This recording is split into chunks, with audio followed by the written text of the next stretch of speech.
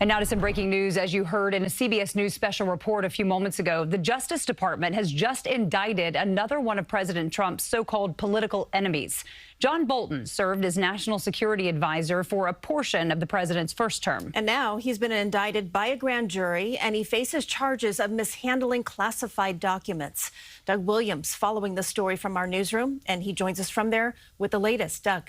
Christine and Jessica, John Bolton's indictment follows the charges that Trump's DOJ had brought against James Comey and Letitia James in recent weeks. Although all three certainly share the ire of the president, the investigation and indictment of Bolton was different than the other two in a few key ways.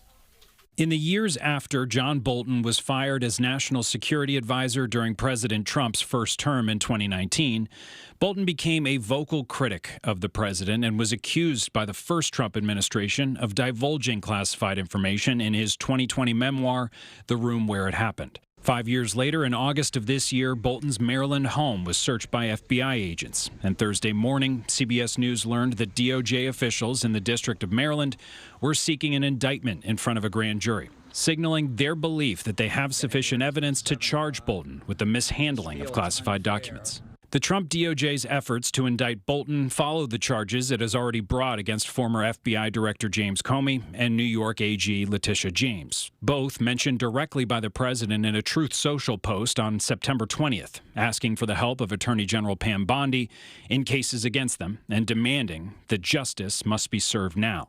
No mention in the post of John Bolton, and President Trump has insisted all along he was not aware of the FBI's August search of Bolton's home ahead of time. Also, unlike the charges against Comey and James, the District of Maryland pursued the indictment against Bolton rather than U.S. Attorney in the Eastern District of Virginia, Lindsey Halligan, who brought the charges to Comey and James. So the charges against Bolton that prosecutors are now tasked with proving are said to be similar to what President Trump faced himself in the state of Florida. To be found guilty of those charges, Bolton can't have just knowingly had classified documents. Prosecutors will have to prove that he knowingly broke the law and possessed them with criminal intent. Jessica and Christine. Okay, Doug, thank you.